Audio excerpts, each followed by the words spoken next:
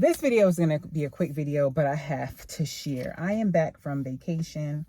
I'm officially back tomorrow. I always like to have at least one admin day so I can catch up a little bit before I'm expected back, and all the gates are open.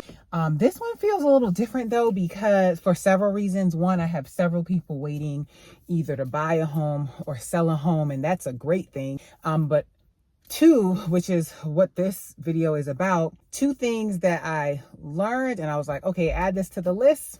Lesson learned, won't do that again. And I was sharing it with one of the agents that was covering me with one client, and I had another agent covering me with another client. So yeah, she was like, yeah, thank you for sharing this with me. I will add this to the arsenal, so I'm going to share it with you.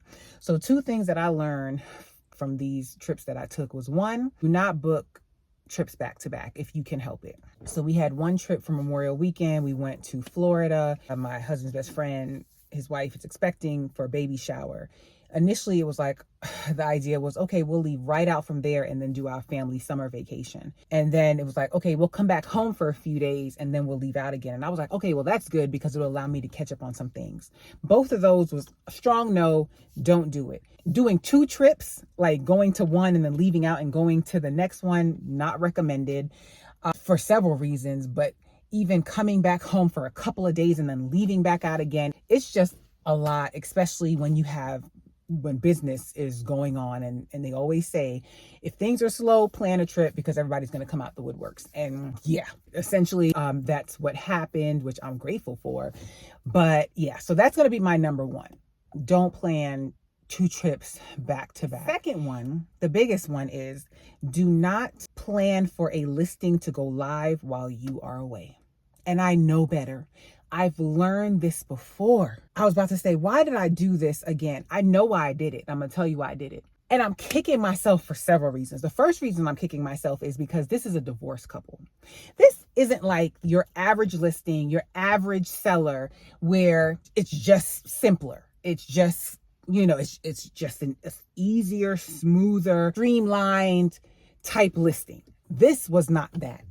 But I pushed to get it out. One reason, the husband is pushing to get it on the market ASAP, right? But I really pushed, because I probably could have held him off, but I pushed because the wife who occupies the house said she was going to be out of town. And I'm like, I don't want to miss this time that she's not going to be in the house because I'm away. So let me go ahead. I put it coming soon Monday, because I left on Sunday. So Monday it went coming soon. Thursday, the photographer went out. Friday, it went live in the system. And then she was supposed to be gone from Wednesday to about Tuesday, Wednesday. Today is actually Monday. I am kicking myself because, come to find out, she did not go away. Not only did she not go away, she did not have the house ready. It was ready enough to have pictures taken, which y'all have not even looked at these pictures. Like, I haven't even engaged yet. I had contingency plans sent to the agent that was covering me, to the photographer. Like, if it's not ready, do such and such. So I guess it was ready enough for them to get it done. But I did not even plan for her being away. I did not plan for her being there. Had I known that, I would have never set this listing to go live while I was away. If that was not bad enough, you know what else happened? The feedback from the two showings that we had was that the house smelled like weed. Yeah, the house smelled like marijuana. The house smelled like pot. The feedback that I got from these agents, these agents were not happy because they did the showing time feedback and gave me the feedback, which I appreciate. And they let me know that the house smelled like weed. Another agent said that I think she said they smelled like weed. She smelled like weed from touching the doorknob. Another reason I'm kicking myself is because that's on me. Because I had noticed that I smelled it when I went there, but I assumed that is because it was on her. It was on the wife. Like, she smoked. I didn't assume. I don't know why this one, I missed it, y'all. I missed it. I don't know if it was because of the divorce situation, which, let me sidebar that. I have not been a fan of divorce situations just because of the contentiousness. I'm like, y'all know how I talk on this channel and about the ugly side of real estate and all of that. Like, I don't want to sign up for stress. And I know some people specialize working with divorced couples. Like, yeah, I'm like, yeah, that would not be me. But this year, if you've seen other videos, I'm trying to be more open-minded. And I'm like, God, if, this is who I'm supposed to be working with, I'm going to work with them, and just being grateful for the business after having a slow year last year. So I'm trying to be more open-minded. And both of these people are pleasant people to deal with. So it's not like, it's one thing if they were both pricks or one of them was a prick. That's an added level where I'm like, yeah, I'm not signing up for this. But both of them individually are nice people. So yeah, I know I did a side note about the divorce situation. So coming back, yeah, I don't know if it was because it was just that kind of situation. Both parties have different wants of what they want, how they want the sale to go. So I'm trying to kind of get them to meet in the middle, or trying to make things work. And I can't make both parties fully happy, but trying to get some middle ground here that I overlooked it. I overlooked the house smelling. Like, I just had a listing when I went over there. It smelled like fish, and I did this video or short, and I picked up on it. Like, after the sellers moved out, like that was the last meal that they cooked, and I went over there with air fresheners. And I'm trying to think if I would have handled this any differently. Like, say I went to a seller's house and it smelled like animal real bad, because that has happened. And I think when somebody lives in the house, they don't realize the smell. And I think that's exactly what happened here.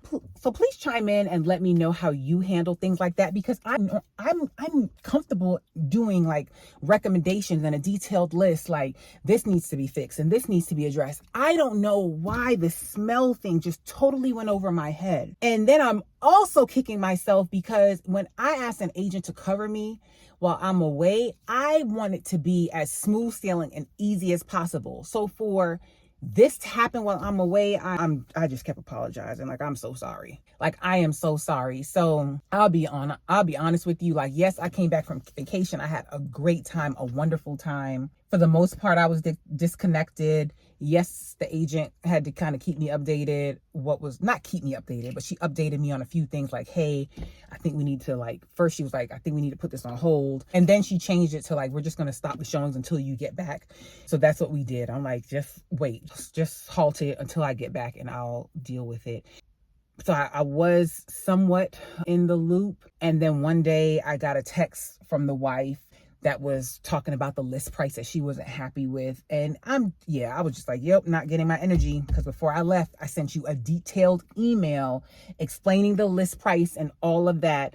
And you sent me that. Several days later, we get showing feedback about how the house is smelling like weed. Like, you over here worrying about the money you're going to get. Ma'am, can we even get the house to show us so we can get offers? Like, whoo. The ugly side of real estate, y'all. It is not for the weak. So back to what I was saying is that, yes, I'm back from vacation. I had a wonderful time, a great time, but I will not lie to you guys.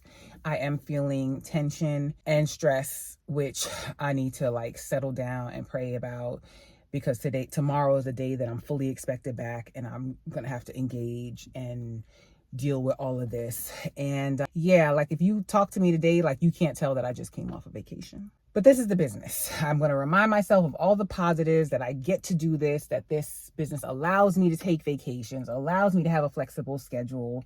And then another big reminder is that once I close, it's done. Because there have been plenty of times that you're going through the emotional roller coaster of real estate, and you are, just stressed. And then after closing, you're like, or after you get through that hurdle, you're like, oh, was it that bad? But the stress in the moment, it just seems so big. And then you're like, oh, are we going to get to closing and such? But after it closes, it's all good. So yeah, we just have to do our best to work with closing ready clients, not time wasters. And I have videos on that. Do our best to identify that we're working with the most prime people. And then the process of real estate is the process. It's always going to be different. Things are going to come up, and that's just part of the process.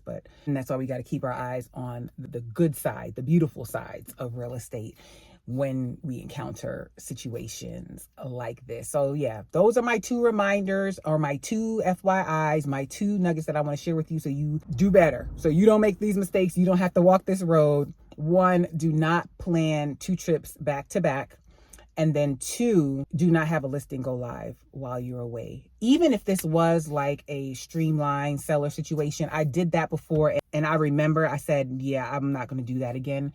Just because there's things to set up. There's feedback, there's showing time requests, it's just things that need to be set up when a listing goes live that you need to be active for that you don't want to have to pull away from your vacation to do, unless you have a team admin that's doing all that stuff for you. So I would just recommend that you do it while you're away.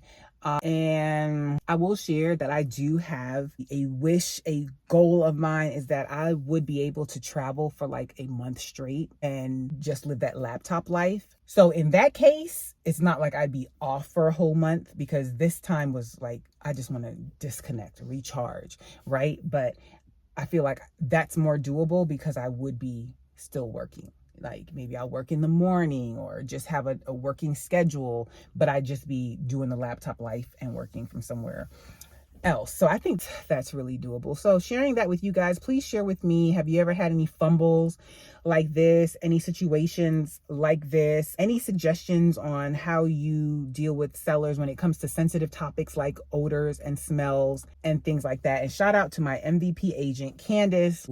Yeah, she held it down and she already scheduled for us to talk in the morning. So shout out to her. Shout out to Jeanette, who held me down with some buyers that I'm ready to get them under contract. Hopefully I'll get them under contract soon. And then all the other clients that have been waiting for me to come back so that, because they want to work with me. That is a true blessing. All right, I'm signing out here and I'm gonna go ahead and get right for tomorrow. Thank you for watching. Please don't forget to subscribe or follow the podcast.